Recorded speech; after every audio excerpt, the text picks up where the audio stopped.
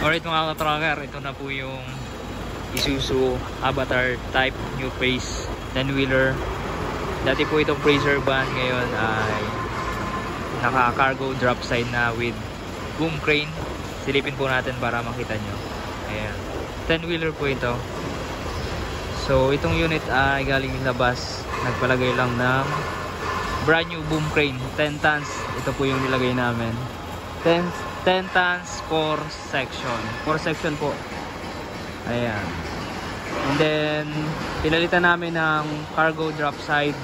Ito na po yung cargo drop side natin na may haba na 27 feet. Ayan. So itong unit ay galing Subic. And then ang mga ginawa dito ay naka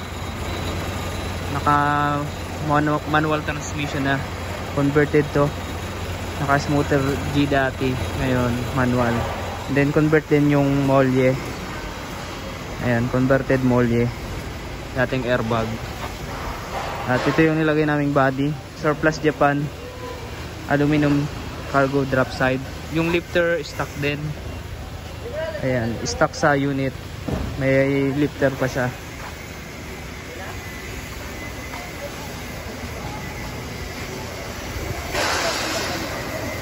Ayan, steel flooring na rin tong cargo drop side na to.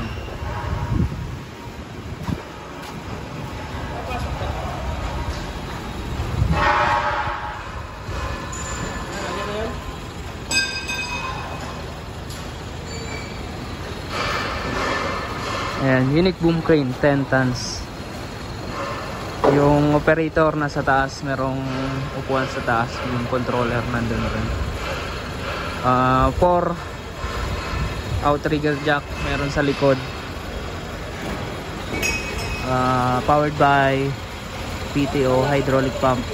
Ayan, hydraulic type boom crane. Ayan, ilalabas na po ngayong araw. Ayan, natapos na rin. Medyo natagalan tong unit na to, pero ngayong araw ay lalabas na. Ayan mga ka-trucker, kung naghahanap kayo ng brand new boom crane, marami kaming mga available dito. Simula 3 tonners pataas hanggang 15 tonners meron kami. Ayan, attachment. And then mga Japan surplus truck, nagbebenta rin kami. Simula 4-wheeler to 16-wheeler. Ayan, trailer, tractor head, wing van, cargo, flatbed.